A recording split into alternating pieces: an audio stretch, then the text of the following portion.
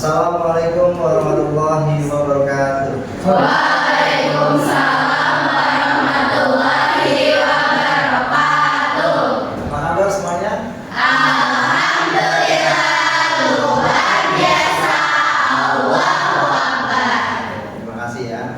Oke, sebelum kita mulai belajar pada pagi hari ini, marilah kita awali dengan berdoa. Silakan ketua kelas untuk memimpin berdoa. Baik Pak, sebelum kita mulai pelajaran hari ini, alhamdulillah kita berdoa terlebih dahulu. Berdoa dimulai.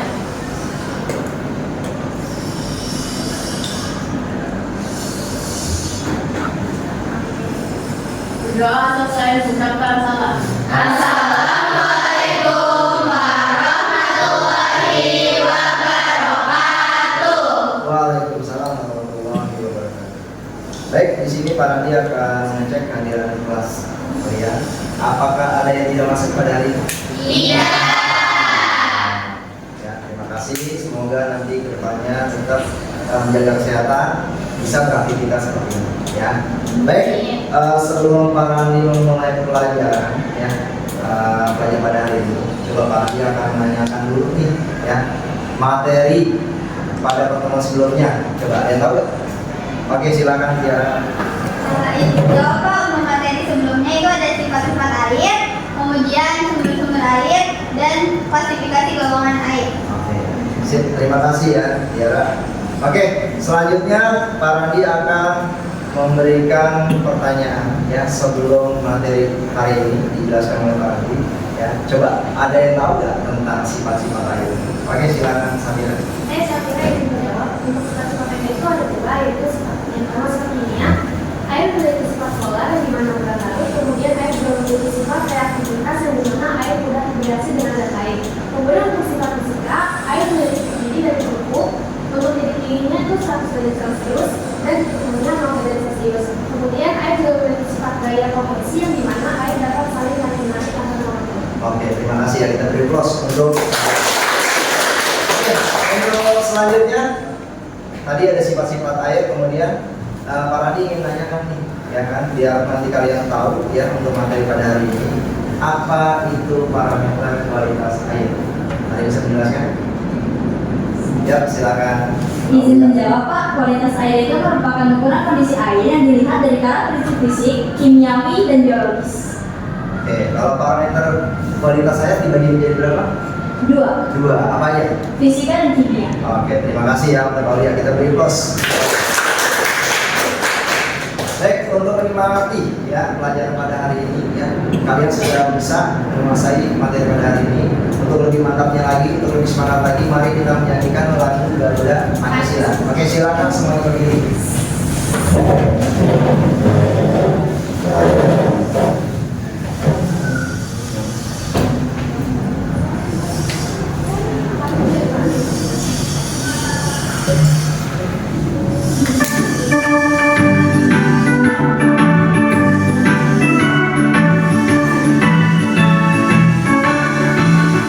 Garuda Pancasila, akulah pendukungmu.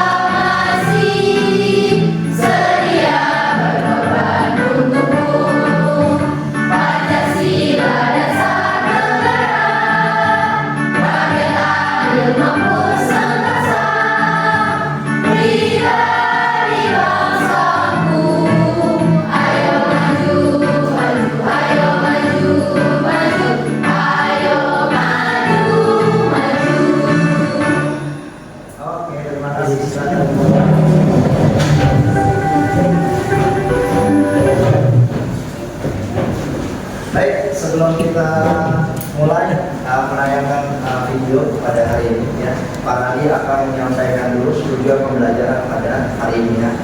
Silakan Daniel untuk membaca tujuan pembelajaran. Ya, silakan Daniel. Tujuan pembelajaran pada hari ini yang pertama adalah menjelaskan parameter fisika dan parameter kimia pada air. Yang kedua adalah memahami prosedur pengujian kualitas air. Ketiga adalah melaksanakan pengujian kualitas air. Dan yang keempat adalah menganalisis hasil pengujian kualitas air. Oke, terima kasih ya Daniel ya. Jadi di sini kita ada 4 tujuan pembelajaran ya pada hari ini. Ya, nanti kalian akan ditugaskan untuk membuat proyek pengujian kualitas air minum ya. Nah, di sini ada 4. Yang pertama kalian harus bisa menjelaskan parameter fisika dan kimia ya. Yang kedua kalian harus bisa memahami prosedur pengujian kualitas air ya. Nanti akan ditayangkan ya video pengujian kualitas air. Kemudian yang ketiga adalah melaksanakan pengujian kualitas air ya. Jadi nanti dari sampel yang kalian bawa ya kalian uji ya, uji parameter fisika dan parameter kimia ya. Terus yang keempat adalah melaksanakan atau menganalisis hasil pengujian kualitas air. Nah, kalau analisis seperti ini yang dimaksud adalah kalian membandingkan ya data yang kalian uji dengan standarnya atau baku mutu kualitas air. Ada yang tahu baku mutu kualitas air? Ya, silakan Gila. Baku mutu kualitas air adalah tanda atau menetapkan oleh daerah sesuai dengan benda atau parameter yang ada. Oke, terima kasih ya Gila ya. Oke, jadi baku mutu kualitas air di sini adalah jadi ada standar ya atas batasan minimal ya yang sudah ditentukan oleh peraturan menteri, bisa daerah ya, bisa Permenkes ya. Dalam hal ini adalah Permenkes nomor 2 tahun 2023 ya. Oke, selanjutnya Pak Radi akan membagikan LKPD ya kepada masing-masing kelompok. Ada berapa kelompoknya? Iya. Di sini Pak Radi sudah menyiapkan LKPD-nya, tolong selalu gitu ya untuk kelompok 1. Dan kelompok 2 siapa? Ya. Kelompok 3? Oke, silakan Daniel. Baik, sebelum Pak Randi menayangkan video pembelajaran ya, Pak Randi akan menampilkan motivasi ya dari Profesor Yudi Kabibi ya. Nanti kalian simak, kalian tonton ya. Apa yang diambil dari motivasi dari Yudi Kabibi? Silakan di ya.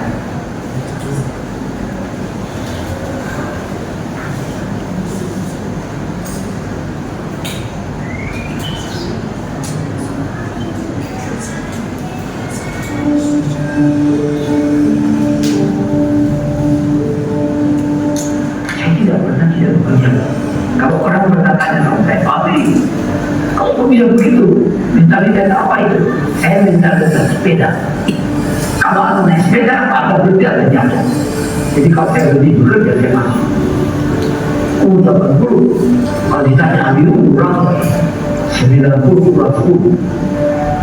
Tapi jiwanya 17 tahun. Tidak beda. Saya kenapa? Kalau tetap itu motivasi. Yang penting motivasi. Semangat saya itu datang atas keyakinan dan kesadaran bahwa saya ini manusia, produk dari masyarakat di mana saya itu. Karena saya dan keluarga saya negara dan masa depan akan ada bagian terbaru dari masyarakat ini. Kalau masyarakat ini makmur, dan kalau saya itu makmur, karena saya itu tidak mau berhenti. Saya kira tidak ada gunanya Anda akhirnya ini, tapi kenapa tidak memiliki disiplin? Oke, yang penting adalah Anda sehat, mau berkorban untuk masa depan yang lebih cerah, dan Anda konsisten, bekerja keras, berdisiplin. Saya bersyukur sejak saya lahir sampai sekarang saya mampu membuat situ-situ antara ilmu atau budaya dalam pengertian ilmu pengetahuan dan teknologi. Saya bersyukur bisa menyelesaikan semua masalah-masalah di sana. Masalah kenalan dan terasa orang sekitar ikut bagaimana itu bisa saya berikan oleh ayah saya. Dia bilang sama saya yang jenuh dan memberikan kehidupan kepada sekitar.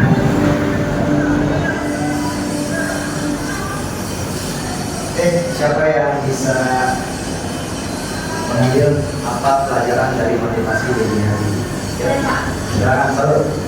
Jadi motivasi dari Habibie adalah adalah mata air yang jernih yang memberikan kehidupan kepada sekitar kita. Jadi kita harus bermanfaat. Caranya gimana? Caranya kita harus tetap disiplin, semangat, tekun, belajar sungguh-sungguh, selalu berhenti belajar, dan konsisten. Oke, terima kasih ya Salud ya. Jadi intinya dari media Habibie ya, jadi kita harus lebih semangat lagi belajarnya ya, supaya nanti tetap menjadi ilmu yang bisa diterapkan oleh orang banyak. Ya, terima kasih Salud ya atas apa pelajaran yang diambil dari motivasi media Habibie. Kita beri close untuk Salud. Oke, selanjutnya ya. Tadi Pak Randi sudah menanyakan materi-materi apa saja yang pada pertemuan sebelumnya. Ya, nanti kita kaitkan dengan materi pada hari ini. Ya, materi pada hari ini adalah tentang parameter kualitas air. Ya, sebelumnya tadi Tiara sudah menjelaskan materi sebelumnya ya. Tadi ada sifat-sifat air, yang kedua ada sumber-sumber air, yang ketiga ada klasifikasi air. Ya. Yang kita kaitkan adalah klasifikasi air. Ada 4 kelas. Kelas yang pertama apa? Itu untuk apa? Air minum. Oke, kalau kelas B? Air minum Air minum yang sudah diolah. Nah, hari ini kita kaitkan di kelas B, air minum yang sudah diolah. Oleh siapa? Oleh PDAM ya. Nah, hari ini kita menganalisis kemudian kualitas air. Jadi bukan hanya sekedar diuji aja ya. Jadi kita analisis nih. Jadi kalau misalnya kamu punya tetangga dan sebagainya, kamu analisis apakah air itu memenuhi standar atau belum. Ya, yang tadi disampaikan oleh Gilang ya, baku mutu kualitas air atau ada standar dari pemerintah. Ya, oke. Sebelumnya ya. Sebelumnya Pak Randi sudah membagikan ke KPD. Nanti dari hasil video ya yang Pak Randi akan tampilkan, mohon nanti kalian simak supaya nanti bisa mengerjakan di RKPD. Oke, silakan perhatikan video pembelajaran tentang prosedur kemudian kualitas. Simak ya, dicatat kira-kira mana ya.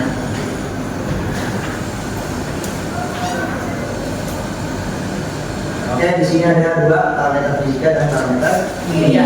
Sebenarnya ada 1 lagi parameter biologi ya, tapi kita mulai dari parameter fisika.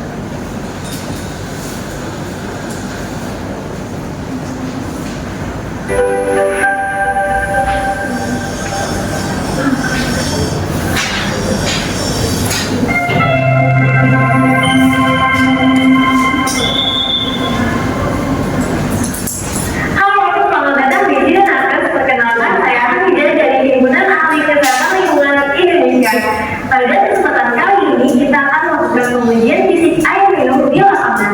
Jadi kita simak, kita akan dengan saran kita. Parameter fisik air minum. Berdasarkan Permenkes nomor 2 tahun 2023 ada 5 parameter, yaitu pertama, suhu, kedua, total dissolved solid atau TDS, ketiga, warna, keempat, kekeruhan, kelima, bau. Sebelum melakukan pengujian parameter fisik air minum, kita persiapkan dahulu alat dan bahan yang dibutuhkan. Pertama, sampel air minum. Kedua, digital water tester. Ketiga, truk TDS. Keempat, fotometer. Kelima, tabung kuvert. Keenam, filter GFB. Ketujuh, aquademing. Pastikan semuanya telah terkalibrasi dengan baik ya. Pertama, kita akan menguji TDS dan suhu pada air minum. Pengujiannya dapat dilakukan secara bersamaan karena menggunakan alat yang sama. Siapkan sampel dan digital water tester.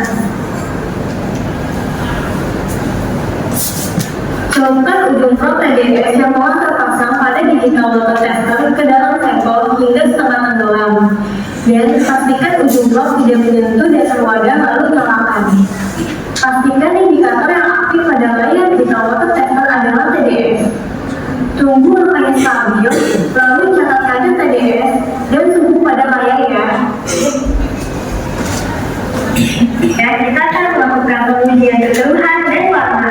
Keduanya hampir dapat dilakukan secara bersamaan karena menggunakan alat yang sama. Pertama-tama, kita lakukan persiapan pengujian lebih dahulu. Saring 10 ml sampel air menggunakan filter GFB.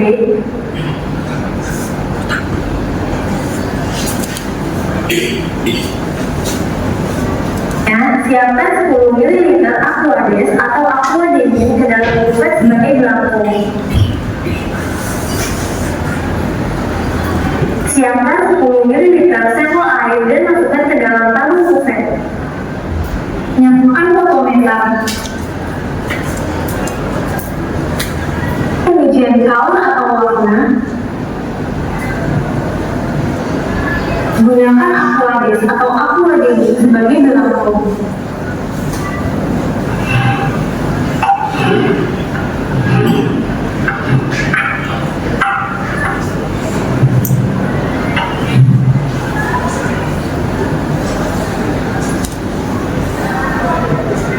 Saat diminta memasukkan sampel, masukkan sampel yang telah disaring menggunakan filter GFB.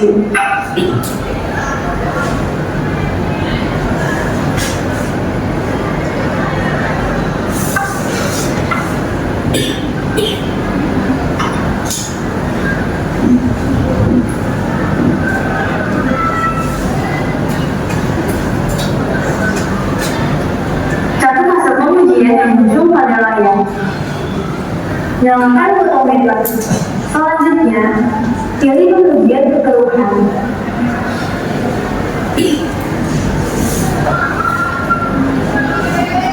Akan Aquades atau Aquademia sebagai belangko. Lalu, masukkan 10 ml sampel yang telah disaring untuk diuji.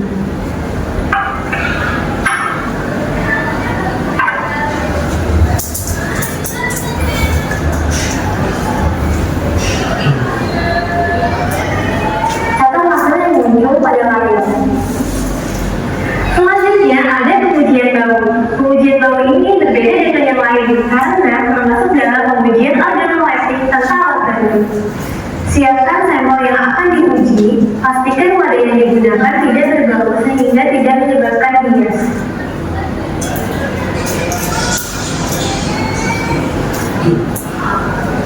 Hirup aroma sampel, lalu minta pendapat orang lain untuk memverifikasi hasil pengujian.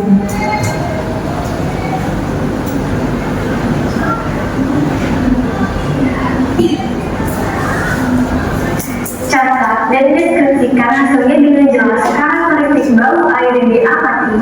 Misalkan air tersebut berbau busuk, bau klorin, bau logam, atau lainnya. Setelah pengujian selesai, hasilnya perlu dievaluasi dengan membandingkan dengan standar baku mutu lingkungan, yaitu Permenkes nomor 2 tahun 2023. Berikut tabel standar baku mutunya.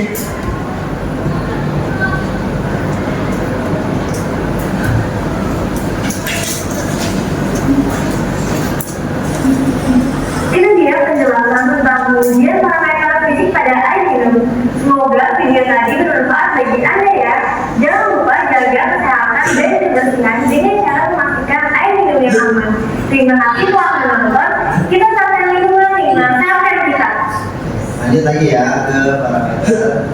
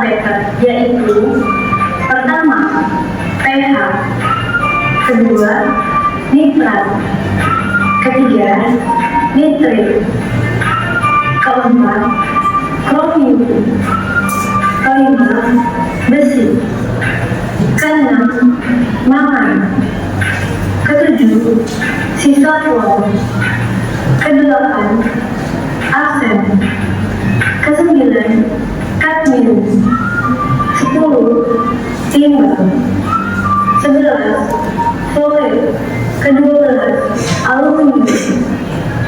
Dalam video kali ini akan dipraktikkan untuk pengujian pH dan kadmium saja ya. Untuk pengujian kimia yang lainnya kurang lebih sama dengan pengujian kadmium. Jadi dapat dilihat pada masing-masing tip ya. Kadmium dapat masuk ke dalam air minum melalui pelepasan limbah industri, pembuangan limbah dari pertambangan, dan proses alami seperti pelarutian dari batuan atau tanah yang mengandung kadmium.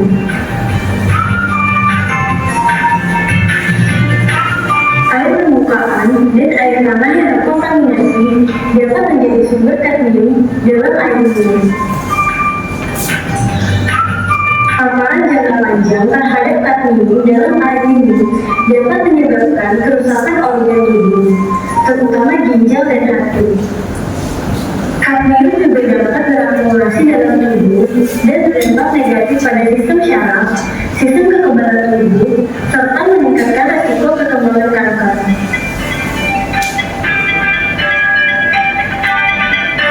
Sebelum melakukan pengujian parameter kimia air minum, kita persiapkan dahulu alat dan bahan yang dibutuhkan.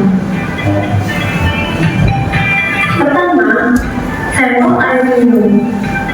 Kedua, digital water tester. Ketiga, pro pH. Keempat, kit reaksi kadmium. Kelima, caloric charge kadmium. Pastikan semuanya telah terkalibrasi dengan baik ya. Pertama, kita akan menguji pH pada air minum. Siapkan sampel dari digital water tester. Celupkan ujung probe pH yang telah terpasang pada digital water tester ke dalam sampel hingga setengah tenggelam. Dan pastikan ujung probe tidak menyentuh dasar wadah lalu nyalakan.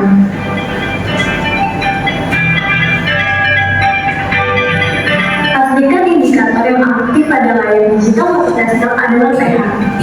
Tunggu angkanya stabil. Lalu catat kadar pH pada layar ya. Selanjutnya, kita lakukan persiapan untuk pengujian kadmium. Pertama, siapkan reaksi CD1, CD2, dan CD3.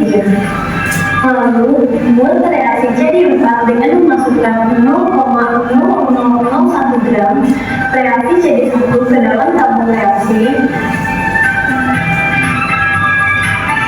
Lalu tambahkan reaksi CD2 sebanyak 1 ml, kemudian memungkinkan.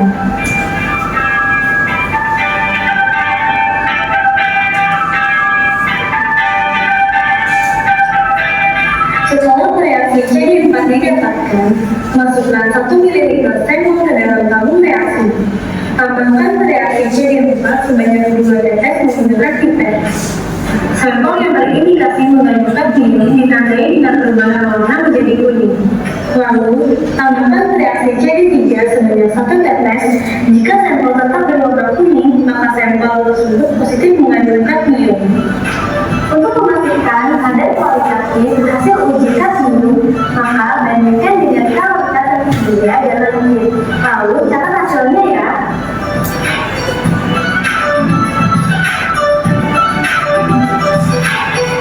Setelah pengujian selesai, hasil pengujian tersebut perlu dievaluasi dengan membandingkan standar baku mutu yang tercantum pada Permenkes nomor 2 tahun 2023. Berikut standar baku mutunya.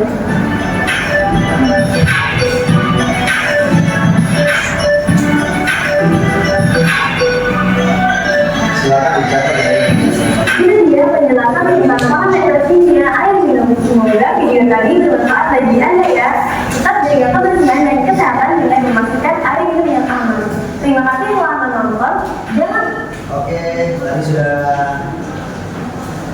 menyimak ya tentang video prosedur kemudian kualitas air ya.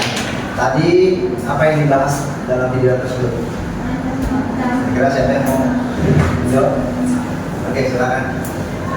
Pak, dalam video tersebut menjelaskan tentang bagaimana cara pengujian air menggunakan parameter fisika dan kimia. Oke, sip, betul ya. Jadi di dalam video tersebut tadi ditayangkan bagaimana prosedur ya atau bagaimana cara pengujian kualitas air minum.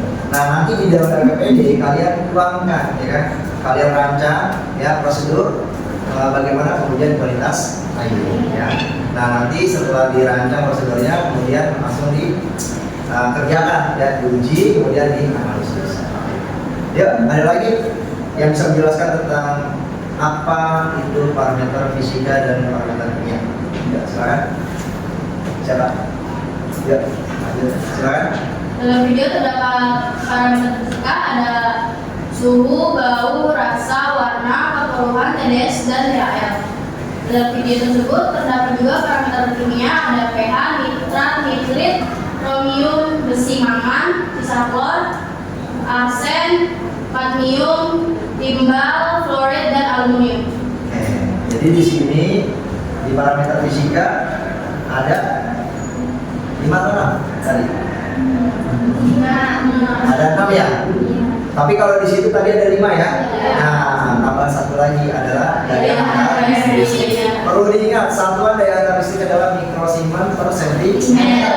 Ya, jadi nanti pada saat kalian menjelaskan atau mempresentasikan, ya, jadi kalian harus tahu TDS satuannya apa, ya. Terus DHL satuannya apa, suhu satuannya. Oke. Terus di sini ada yang penampilannya ada 5 tambah satu lagi tadi D. Ya. Nah, parameter kimia ya yang tadi dijelaskan oleh Sakila ya. Jadi di sini ada 12 parameter ya, ada pH, ya, ada nitrat, ada nitrit, ada apa lagi? Kromium, besi, kemudian ada sisa klor, arsen, aluminium, ya, pertanyaan berikutnya, prosedurnya seperti apa? Coba ada bisa menjelaskan prosedur pengujian kualitas air. Ada bisa menjelaskan tahapan-tahapannya? Silakan, siapa? Yuk, apalagi nanti kalian akan menuangkan kan tentang prosedur ya. Coba siapa nih kira-kira? Biar kita samakan prosesnya. Ya, silakan. Adinda. Ayo, Adinda. Pertama-tama apa dulu? Yang harus disiapkan. Oke, sampelnya dulu. Terus? Kemudian alatnya yaitu water quality tester. Oke, terus? Apalagi alatnya? Gelas kimia. Kemudian aquarius untuk kalibrasi. Oke, itu bahannya ya. Terus apa lagi? Kalau bahannya selain itu apa lagi? Selain aquarius? Sampel air.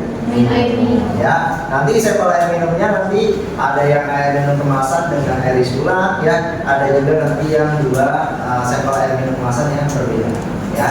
Oke, di situ sudah dijelaskan ya oleh kalian semua ya, tadi ada parameter fisika, kimia dan biologi. Jangan lupa nanti ditulis di dalam RKPD ya. Oke, selanjutnya kita merancang ya atau merencanakan prosedur ya. Tapi sebelum merencanakan prosedur di RKPD ada pertanyaan nggak?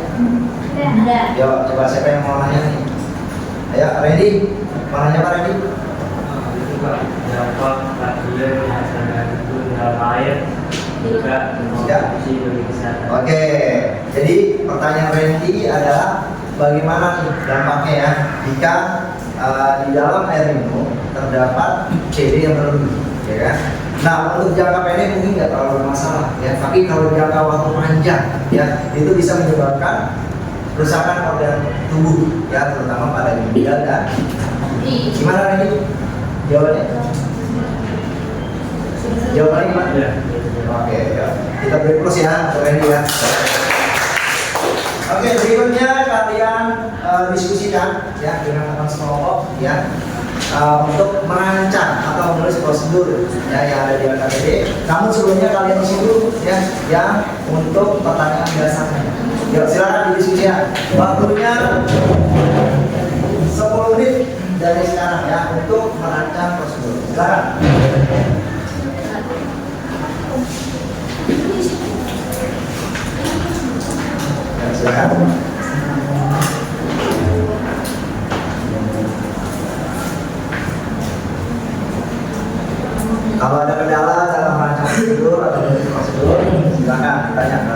Pak Nandi.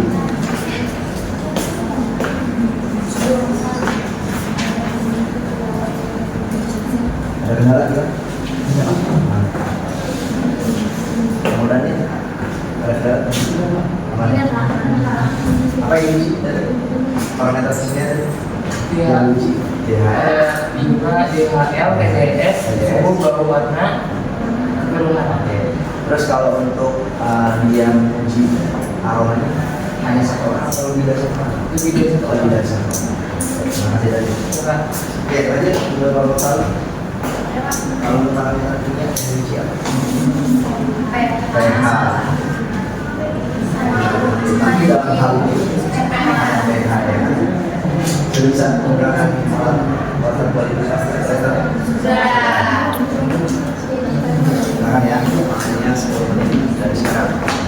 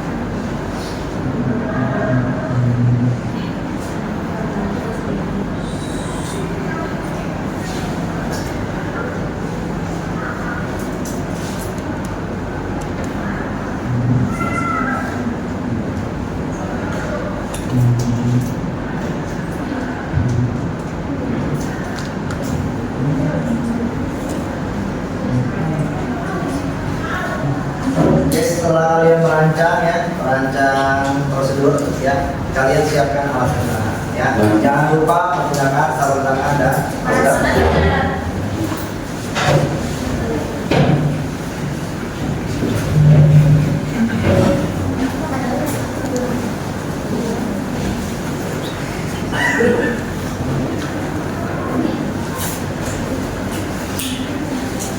Menggunakan kelompok 3 2 prosedurnya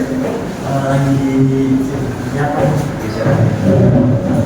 ini selesai prosedurnya. Ini untuk prosedur sudah selesai? Sudah ya, oke. Sekarang saya akan alat pembedahannya ya. Yang kelompok 1 sudah selesai?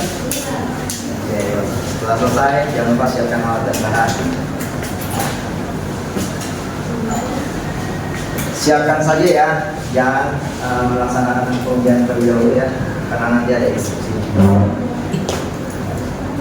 Jangan lupa nanti diberi ini ya, diberi tanda atau label ya, mana yang sampel air minum kemasan, mana yang sampel air isi ulang, atau mungkin nanti ada beberapa kelompok ya, 2 sampel air minum kemasan ya. Yo, dicek dulu alatnya apakah masih berfungsi atau tidak ya. Dicek dulu, perlu diketahui oleh semuanya ya. Jadi pada saat kalian mengoperasionalkan ya alat water quality tester ya, maka yang pertama kalian tekan apa? On. Nah, kemudian yang kedua apa? Kalian celupkan ya elektrodanya ke dalam gelas kimia yang berisi berapa mili? 100 mili ya, 100 mili sampel air minum ya. Kemudian setelah kalian celupkan ya, di situ ada tanda apa? di bawah on apa namanya? Mode. Mode itu untuk mengganti ya, mengganti misalkan kalau kamu mengukur TDS ya, ganti ke TDS. Satuannya apa TDS? ppm. Kemudian kalau daya rendah listrik satuannya apa? Ya, jadi kalian udah harus tahu tuh ya satuan-satuannya. Kemudian TDS apa satuannya? ppm. Kalau suhu satuannya? Derajat Celcius ya. Jadi nanti intinya kalau misalnya ketika udah dicelupkan elektrodanya ke dalam gelas kimia yang berisi 100 ml, maka ketika di layar ya, di layar ternyata muncul TDS 100 ya. Dalam waktu misalkan dia 30 detik dia tidak berubah, artinya dia udah stabil. Nah, ketika stabil tekan apa? Tekan on. Gitu ya. Oke. Yuk 5 menit lagi ya untuk menyalakan alat dan bahan. Ya. Untuk nomor 1 sudah siap alat-alatnya? Prosedurnya sudah selesai? Sudah. Yang kedua, sudah prosedurnya? Belum. Oke, dilanjutkan, masih ada waktu ya. Alat-alatnya sudah? Jangan lupa ikuti label. Udah? Ikuti label? Sudah. Nomor 3 sudah selesai? Sudah.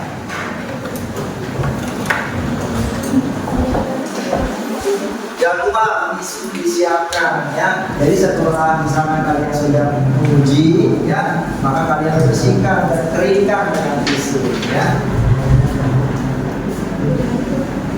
Yuk waktunya 3 menit lebih sedikit.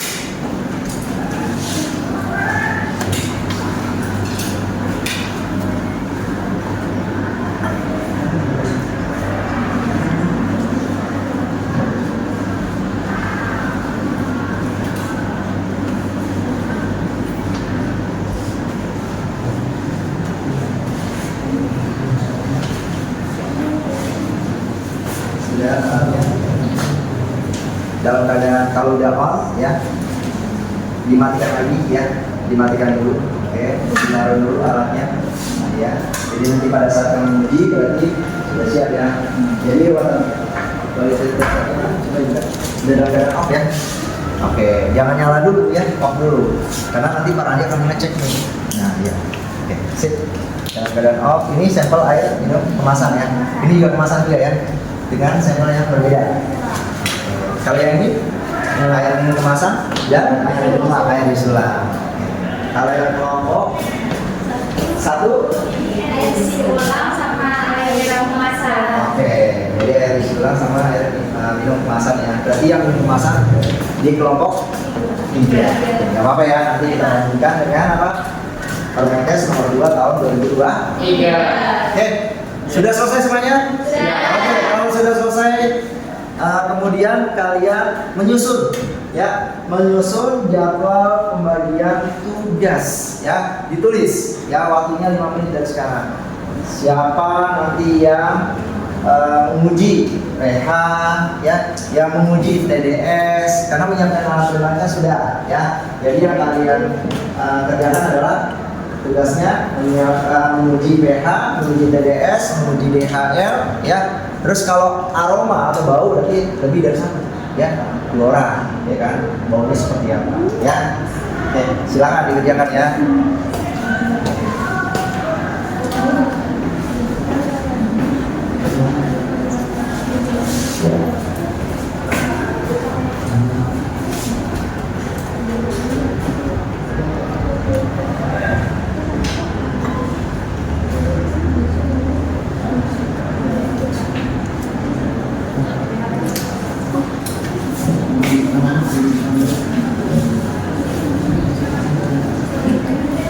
Thank you.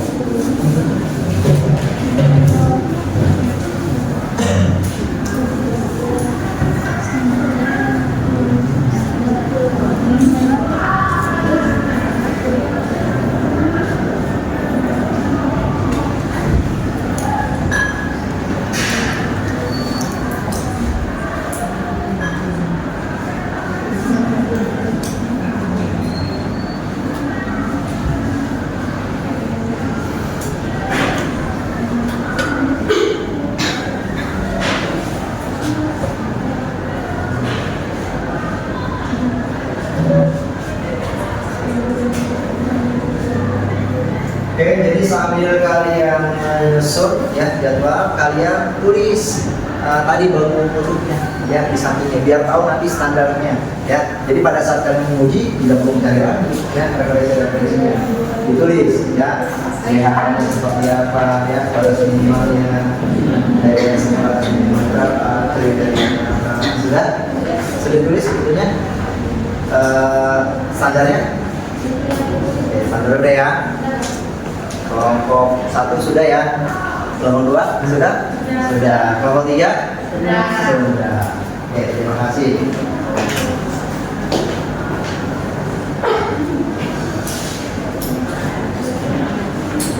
Oke, selanjutnya kalian mengerjakan ya tugas sesuai yang tadi sudah kalian bagi ya. Tugasnya yang menguji PK siapa, yang menguji TDS siapa, silakan ya. Dikerjakan selama 10 menit ya, silakan dikerjakan 10 menit. Hati-hati dalam menguji ya, yang tadi Pak Rani sudah ajarkan ya. Pertama kalian celupkan elektroda ya, harus tercelup ke dalam sampelnya.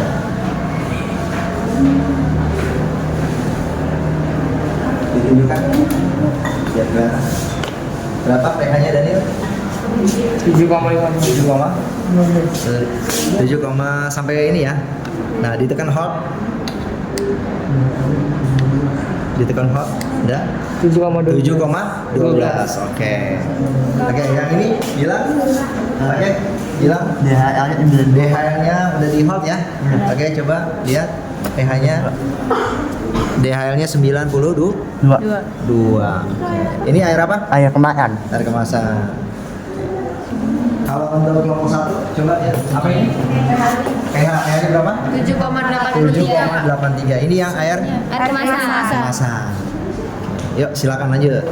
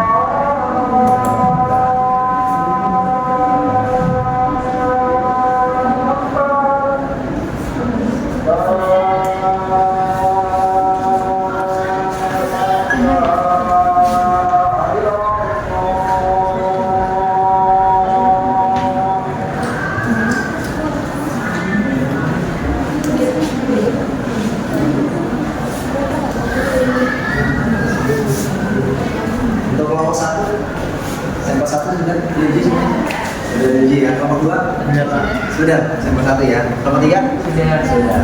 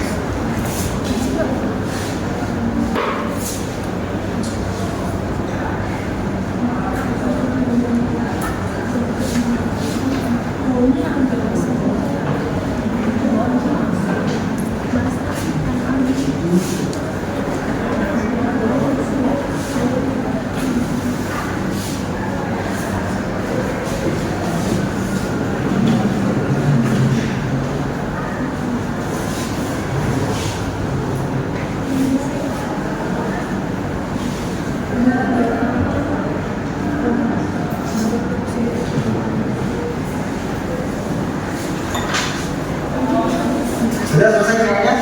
Sudah. Sampel 1, sampel 2 sudah? Sudah. Oke, selanjutnya kalian uji hasil ya. Uji hasil artinya apa? Kalian membandingkan ya. Kalian analisis data kalian ya dengan Permenkes nomor 2 tahun 2002. Iya. Silakan ya, waktunya 5 menit.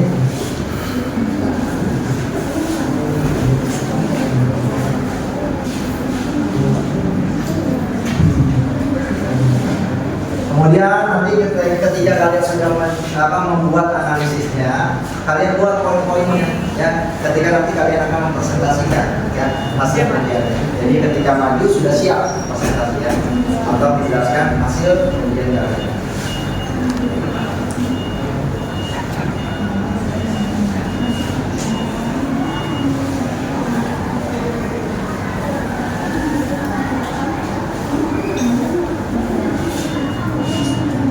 Setelah sudah selesai kemudian kualitas airnya ya silakan dicuci alatnya ya, dicuci alatnya ya, dibalikan lagi alatnya ke bak yang sudah disiapkan. Ya, silakan dicuci ya alatnya. Yuk silakan. Sudah selesai. Kemudian masukkan lagi alatnya ke dalam kotak ya yang sudah dicuci.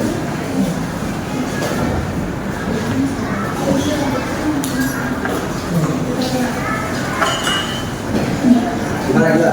Dari sampel 1 dan 2 apakah ada yang ingin saran? Kalau nomor 2 baunya bau dari amis, jadi tidak sesuai. Jadi sesuai. Itu kalau bau amis berarti. Kalau kemudian jangan di warna penyimpanannya sama dengan warna tadi.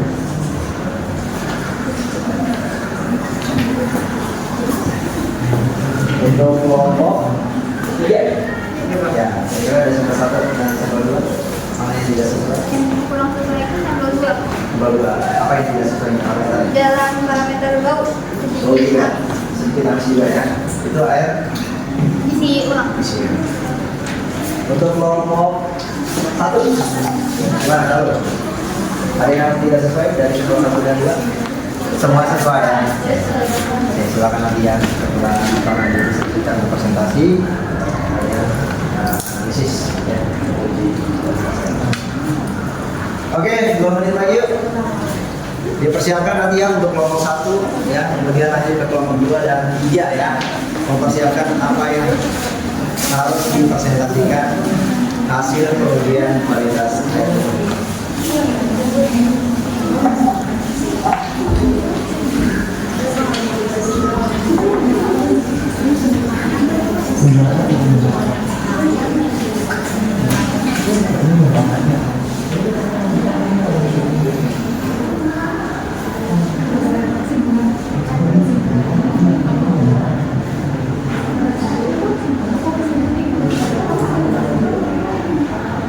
Sudah, setelah menguji hasil, kalian tulis kesimpulannya ya. Kalian tulis dulu kesimpulannya, baru nanti kalian presentasikan ya.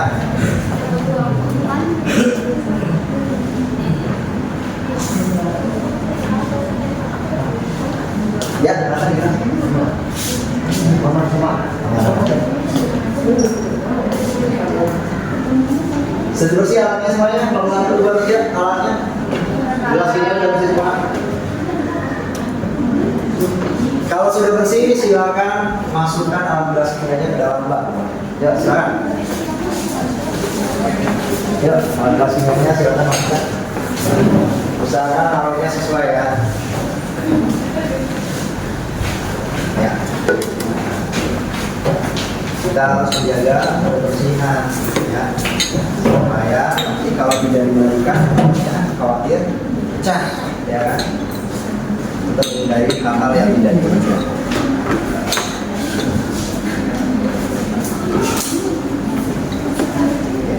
Sudah semua yang dibalikan ya alatnya ya.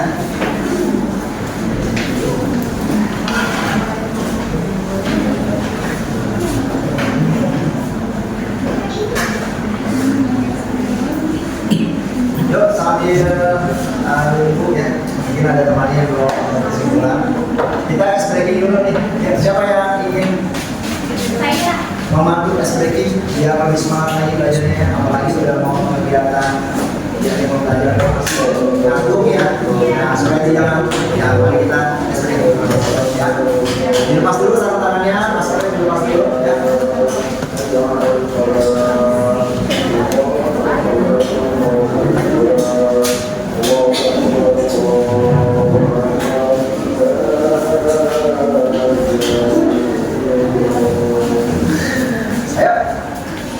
Kita mulai sedikit dulu ya, biar rapi ya, disusun dulu. Ayo, Randy, Daniel, Tiara, ya silakan. Kita sedikit dulu. Maskernya dulu dulu ya, biar kelihatan bantuan kita. Ya, silakan. Semuanya ikutin aku ya. Ya. Dimulai dari nyanyi. Dam dam dada. Dam dam dada. Dam dam dada. Dam dam dada. Dam dam dada. Dam dam dada. Dam dam dada. Dam dam dada. Dam dam dada. Dam dam dada. Dam dam dada. Dam dam dada.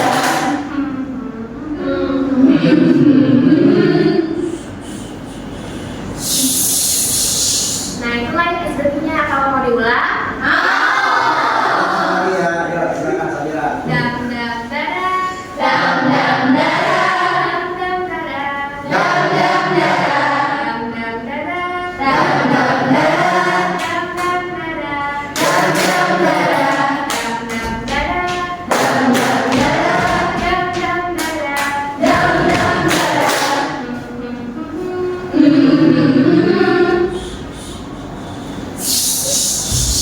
Semangat ya. Ya, terima kasih ya Sabira atas SPG-nya. Oke, karena sudah boleh semangat semuanya ya, mari kita dengarkan dari kelompok 1 ya. Sudah siap kelompok 1? Ya. Oke, silakan kelompok 1 presentasi. Untuk kelompok 2 dan 3 ajukan pertanyaan.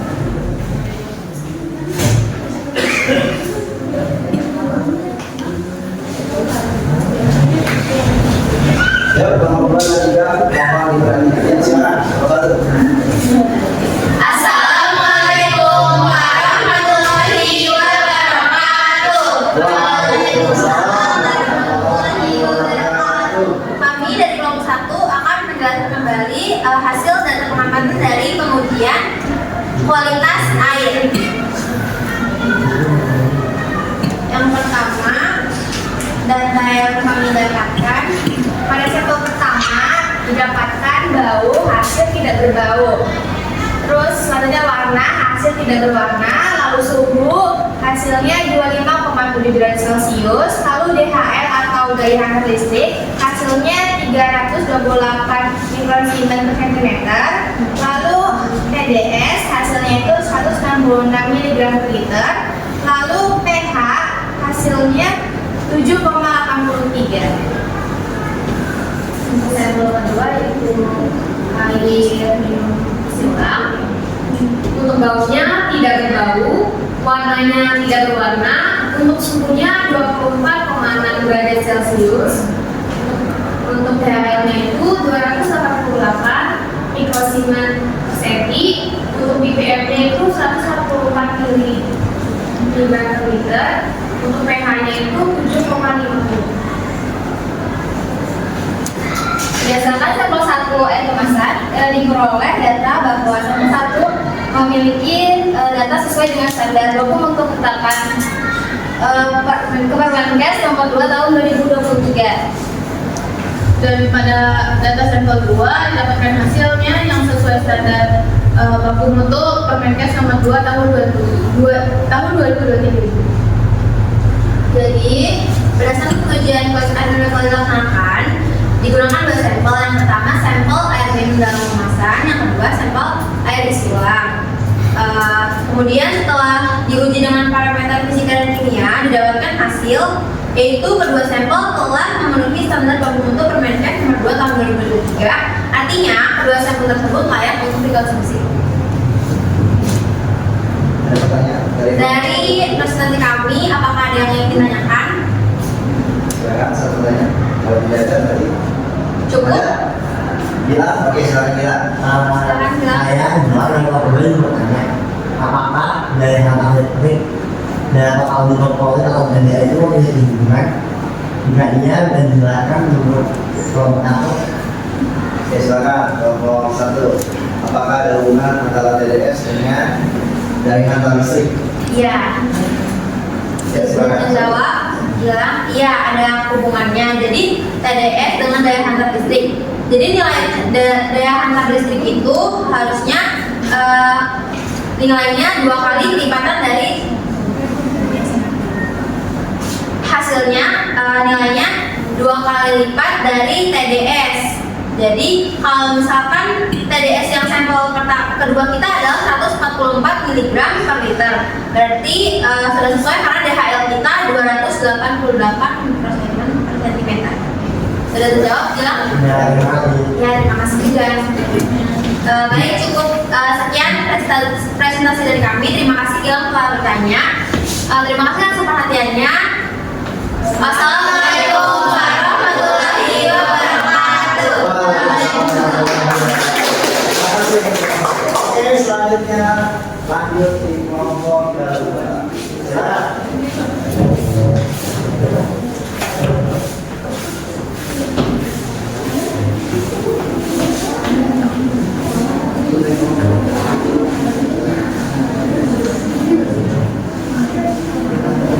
Geser sedikit.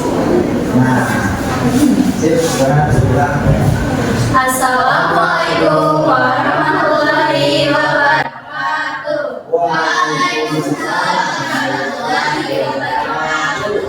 Kami dari kelompok 2 di sini akan mempresentasikan hasil data yang telah kami dapatkan setelah melakukan pengujian kualitas air minum tadi. Nah, yang diuji itu ada 2 parameter berupa parameter fisika dan kimia. Dan parameter fisika yang diuji itu meliputi bau, warna, suhu, DHL, dan TDS. Dan parameter kimia yang diuji itu berupa pH. Pada sampel 1 yaitu air kemasan, terdapat bau yaitu tidak berbau, warnanya tidak berwarna dengan suhu 27,2 derajat Celcius. Diairkan dalam 22 mikrosiemens per cm, TDS 47 mg per liter dan pH-nya 7,84. Pada sampel kedua yaitu air disiulang, parameternya bau tidak berbau, warna tidak berwarna, suhu 26,4 derajat Celcius, DHL-nya 144 mikrosiemens per cm, TDS-nya 72 mg per liter dan pH-nya 7,34.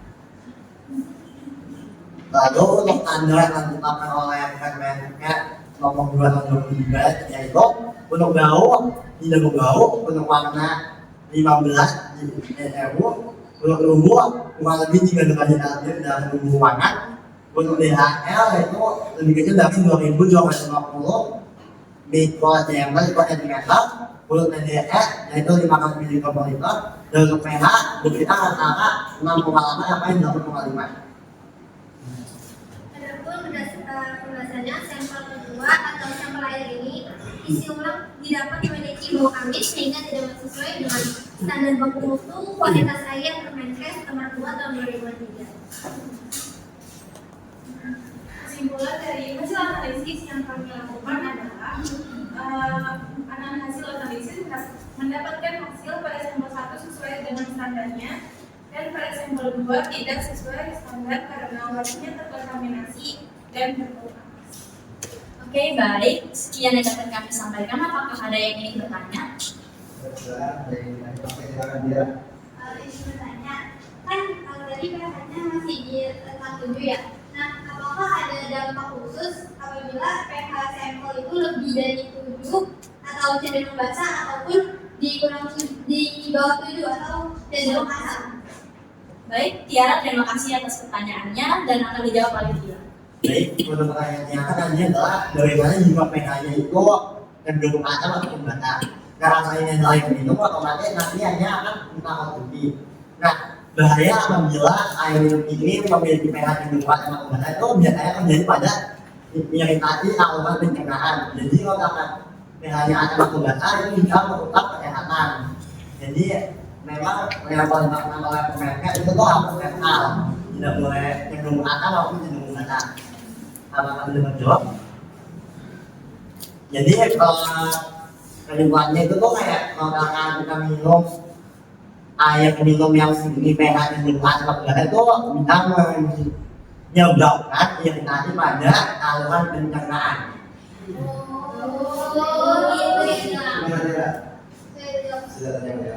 Oke, terima kasih Tiara atas pertanyaannya. Dan apakah ada yang ingin bertanya lagi? Oke, baik, kalau sudah cukup, kami sudah sampai di sini. Terima kasih atas perhatiannya. Kurang lebihnya mohon maaf. Wassalamualaikum warahmatullahi wabarakatuh.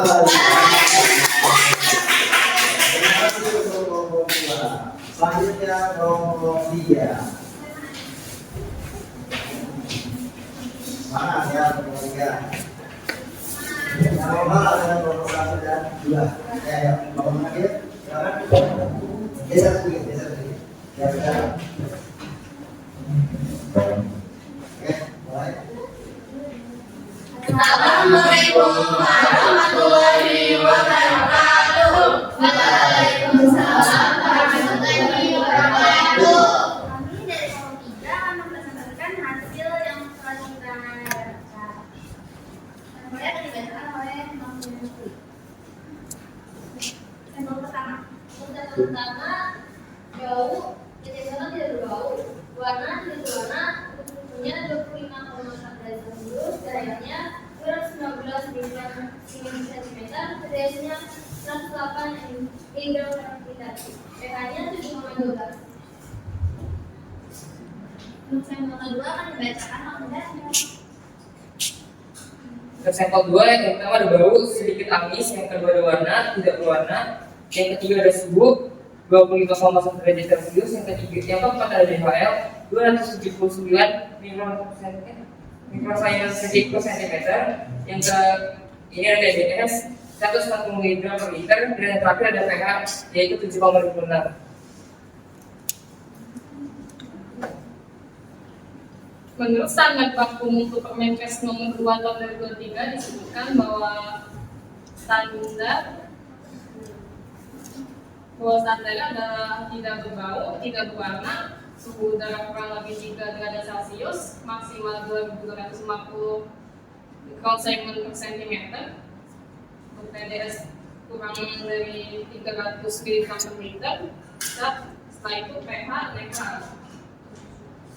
Dari hasil pengujian, analisis kualitas air diperoleh data bahwa sampel 1 yaitu air minum kemasan layak dikonsumsi karena sesuai dengan standar baku mutu. Sedangkan sampel kedua tidak sesuai dengan standar baku mutu karena dalam uji organoleptik terdapat bau sedikit amis, sehingga sampel tersebut kurang layak dikonsumsi.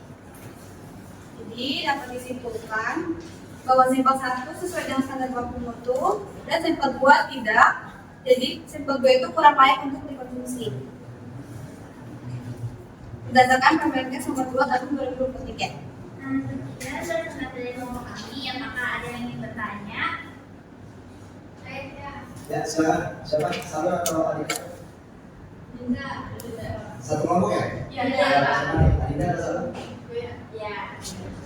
Izin bertanya, tadi kan dari data itu disebutkan pada sampel nomor 2 sedikit berbau amis. Kira-kira kamu dari sedikit berbau amis itu apa ya? Izin menjawab, mungkin faktor itu karena air kemasan itu terkontaminasi dari botol kemasan itu, makanya menyebabkan sedikit berbau amis. Apakah sudah terjawab? Tidak ada yang ingin bertanya lagi? Tidak. Dan presentasi dari kelompok kami, kurang lebihnya mohon maaf. Wassalamualaikum warahmatullahi wabarakatuh. Waalaikumsalam warahmatullahi wabarakatuh. Oke, di sini Pak Radi akan ini ya, memberikan feedback terhadap presentasi dari kelompok 1 dan kelompok 2 sama kelompok 3 ya. Nah, jadi untuk kelompok 1, 2, dan 3 itu ditanya ya oleh kelompok yang lain ya, ada satu pertanyaan. Nah, perlu diketahui kenapa di situ selain terkontaminasi dengan wadah ya berbau amis atau berbau anyir dan sebagainya ya, itu biasanya mengandung zat besi ya. Jadi mengandung merkuri, ya kan? Jadi dia bau amis atau bau anyir itu sama juga mengandung zat besi. Nah, bagaimana kalau misalnya pH-nya lebih kecil dari 7 ya? Karena standar kita berapa? Yang Permenkes. 8,5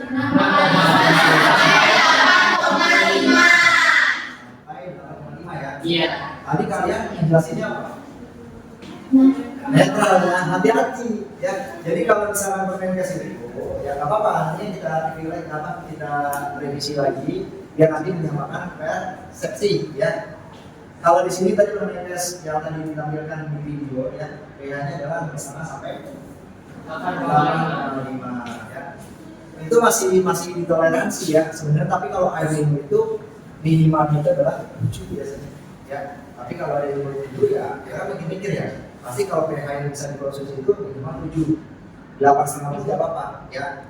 Kalau basah, asal jangan terlalu lewat dari basah. Biasanya jangan terlalu lewat dari 8,5 gitu ya. Pertanyaan siapa lagi tadi yang mau di revisi? Tadi kan 1 deh ya. Tadi 1 ya. Yang kedua tadi siapa? Yang bertanya? Tadi Tiara. Yang 3? Ada yang lain tadi? Gila. Oh iya, hubungan TDS dengan tadi yang itu itu sudah benar ya. Jadi kalau TDS dengan DHL itu kalau bisa kita lihat dari nilainya, maka TDS itu setengahnya dari DHL ya. Tapi kalau TDS itu hubungannya sebenarnya dengan kekeruhan ya. Jadi kalau makin keruh, TDS-nya makin banyak atau tinggi, gitu ya. Itu kalau hubungannya. Tapi kalau misalnya nilai ya dia sebenarnya tinggi, ya kan? Kalau TDS yang tinggi, dia tinggi. Tapi kalau TDS itu berarti setengahnya dari DHL, gitu ya. Oke. Sekarang Pak Radi mau nanya nih, ya kan? Tadi kalian sudah apa? Yang pertama sudah menjawab pertanyaan yang di KPD. Yang kedua kalian sudah merancang, ya kan? Ya, rumus prosedur. Yang ketiga kalian apa? Menyusun. Yang keempat kalian melaksanakan pengujian kualitas air. Yang kelima, menganalisis. Yang keenam, evaluasi ya tadi presentasi. Nah, setelah kita belajar ya tadi dari rangkaian yang pertama sampai yang keenam, nah coba kira-kira hari ini paham nggak dengan pelajaran atau materi pada hari ini? Coba kalau ada paham, Pak Rani minta satu orang untuk mereview atau menyimpulkan materi pada hari ini. Siapa? Ya silakan. Monika. Baik, berdasarkan pembelajaran hari ini dapat pengetahuan kualitas air itu merupakan suatu pengujian untuk menentukan berbagai komponen yang ada di dalam air apakah sudah sesuai dengan ketetapan Permenkes nomor 2 tahun 2023 atau belum. Lalu tujuannya itu untuk memastikan apakah kualitas air tersebut dapat dikonsumsi atau tidak. Kemudian terdapat dua parameter kualitas air. Yang pertama itu parameter fisika, yaitu suhu, bau, warna, keruhan, TDS dan DHL. Kemudian ada parameter kimia, meliputi pH, nitrat, nitrit, sakron, mangan, Pb atau timbal, kromium, kadmium, aluminium, fluorid, dan arsen. Oke, terima kasih ya. Monika sudah menjelaskan ya secara detail ya. Terima kasih teman Monika. Kita berikut. Oke, sudah paham semuanya ya. Maka Pak Rani akan memberikan soal post test. Ya, tadi kalau udah KPDP dapat penilaian pokok, sedangkan post test di sini adalah penilaian ini. Oke, silakan dibagikan oleh Reni. Kalau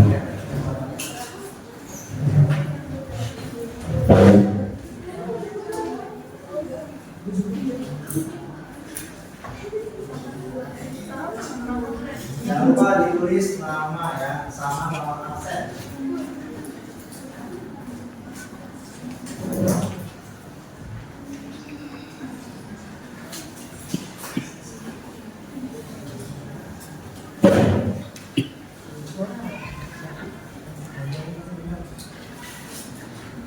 Sudah semua bagikan soalnya?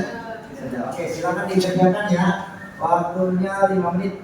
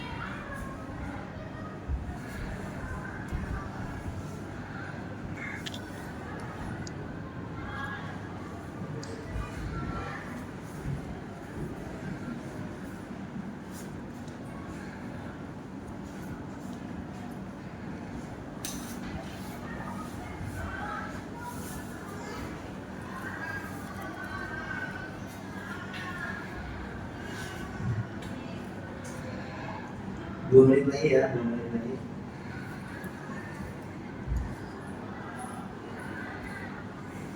Dicek lagi coba jawabannya.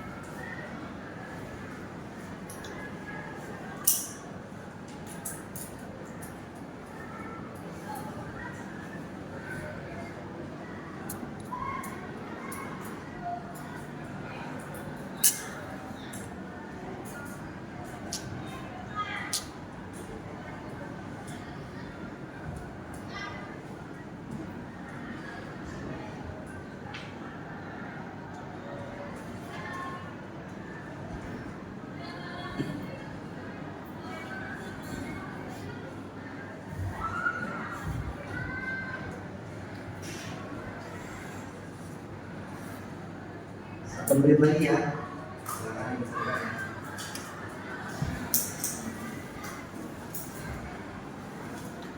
Sudah boleh depan, sudah.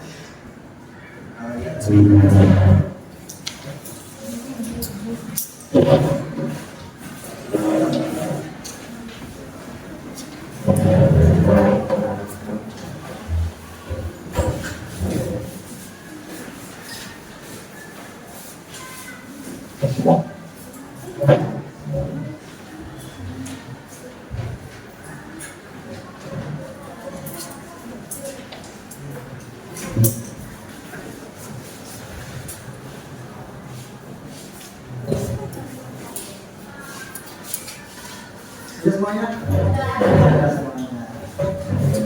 Yuk, setelah kita akhiri belajar pada hari ini, apakah masih ada lagi yang ingin menampilkan STG ini? Satu orang lagi siapa? Atau 9 lagi?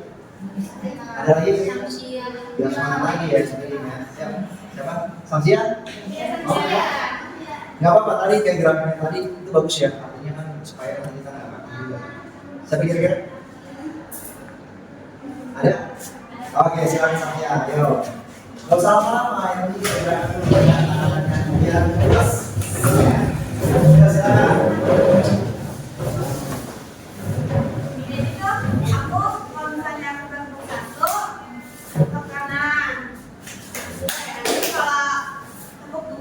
Berarti kanan ke kiri.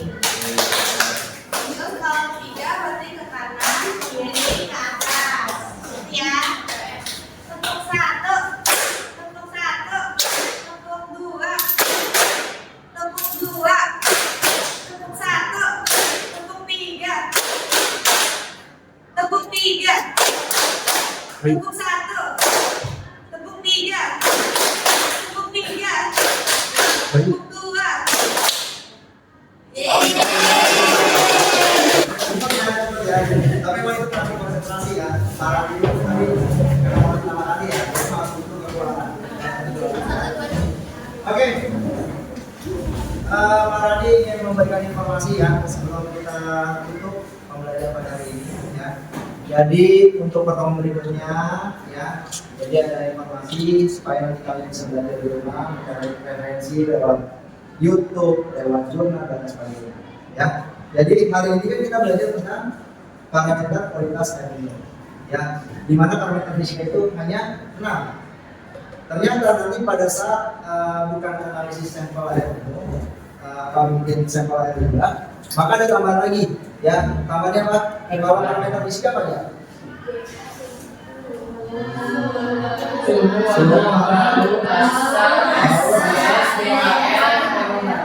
Oke, kekeluhan ya.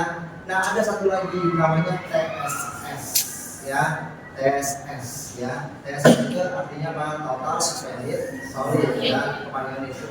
Artinya zat terlarut yang tersuspensi. Artinya dia tidak lolos dari kertas saring ya, apa yang ada di kertas saringnya. Itu namanya adalah TSS. Kalau air minum kenapa nggak bisa disaring? Karena ukurannya kecil ya. kurang dari 1 nanometer. Ya. Kalau dia ukurannya suspensi berarti lebih dari 100 nanometer. Kamu belajar juga tentang koloid ya. Ada larutan, ada koloid, ada suspensi. Ya. Nah kemudian parameter kimia apa aja?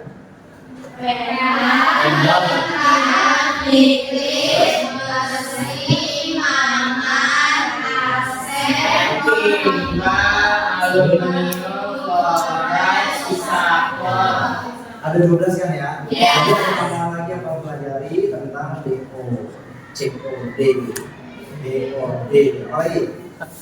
Kesadaran, ya. Ingat ya, jadi DO itu adalah gas oksigen. Oksigen yang terlarut dalam air. Kalau COD adalah chemical oxygen demand. Berarti dia ada oksidasinya, ya. Terus kemudian ada DOD, chemical oxygen demand. Ya, berarti nanti ada jadi oksidasi juga secara mikrobiologi ya. Kemudian ada kesadaran. Kesadaran dibagi menjadi 2. Ada kesadaran sementara sama kesadaran ya. Nanti kalau dipelajari ya supaya nanti kalau menjadi dokter lebih paham ya. Oke, silakan kalau ada yang ingin ditanyakan boleh. Ada yang ingin ditanyakan? Ataukah sudah cukup paham? Sudah cukup paham ya? Gimana perasaan belajar pada hari ini? Senang, seru, apa lagi? Menyenangkan ya. Biasanya kalau udah paham senang ya. Kalau yang nggak senang itu berarti nggak paham. Mungkin kalian juga ya capek lah segitu aja ya. Ya intinya makanya tadi SPI 2 kali biar semangat ya. Oke. Kalau nggak ada pertanyaan silakan ditutup ya dengan doa.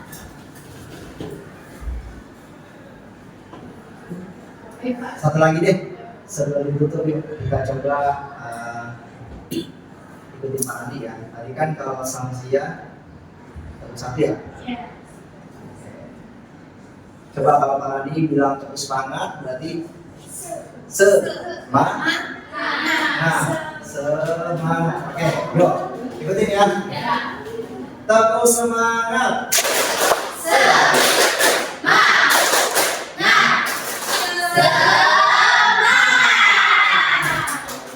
Coba kalau ini kita tolong Daniel, Daniel.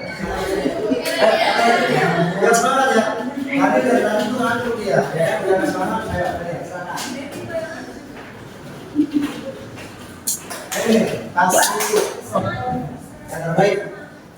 Ya, terus semangat. Terus semangat. Semangat.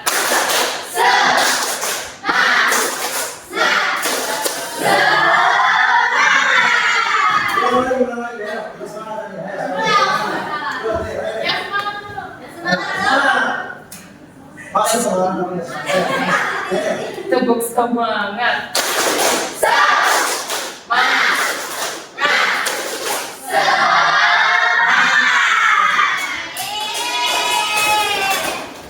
Oke, terima kasih ya Daniel ya. Yang aktif nih ya, biar datanya rame dan seru. Oke, coba Pak Andi mau bertanya ya. Kalian kalau di rumah suka ngaji ya tiap hari sekali maghrib? Enggak. Sudah benar. Satu pendek ya. Siapa yang sudah hafal? Ready Pak? 15 surat? Ready. Atau adakah yang belum hafal surat pendek? Coba. Minimal hafal surat pendek ya. Jadi nanti surat pendek itu yang harus dihafal adalah Al-Ikhlas, Anas, satu lagi Al-Baqarah. Ya, Al-Baqarah ayat 28 sampai 28. Nah, ya. Itu harus dihafal supaya terhindar dari godaan apa? Ya, banyak orang-orang kesurupan, ya kan, kerasukan itu karena apa? Karena dia tidak dilandasi dengan keimanan, ya kan? Keimanan dengan apa? Yaitu ya minimal kalian harus ya hafal surat-surat pendek ya kan? Atau surat-surat Al-Baqarah. Minimal ayat kursi ya, yang hafal. Oke? Udah apa semuanya? Coba ayat kursi yuk. Sekarang bareng-bareng. Bismillahirrahmanirrahim.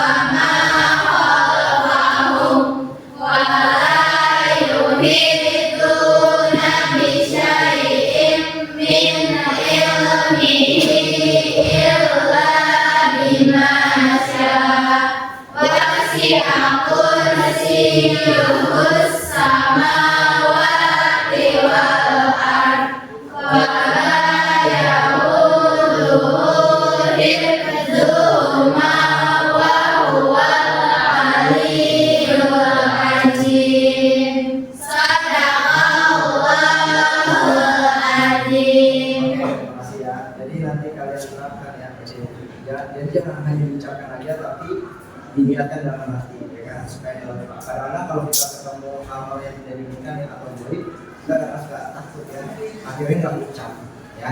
Oke, jadi sebelum kita tutup, mudah-mudahan kalian tetap semangat belajarnya ya. Jangan malas-malasan ya ketika di rumah ya udah fokus belajarnya mulai habis maghrib sampai jam 8 malam ya. Itu yang lebih tepat ya. Jangan sampai malam banget ya kan. Kalau malam banget artinya apa? Kalian nanti nggak sholat subuh ya kan. Ketika kalian nggak sholat subuh nanti materi yang kalian pelajari maka tidak akan masuk ya. Oke, itu aja pesan dari kami. Silakan untuk kelas untuk mengambil. Ayo, siap. Sebelum kita mengakhiri pelajaran hari ini, apa baiknya kita berdoa terlebih dahulu. Berdoa dimulai.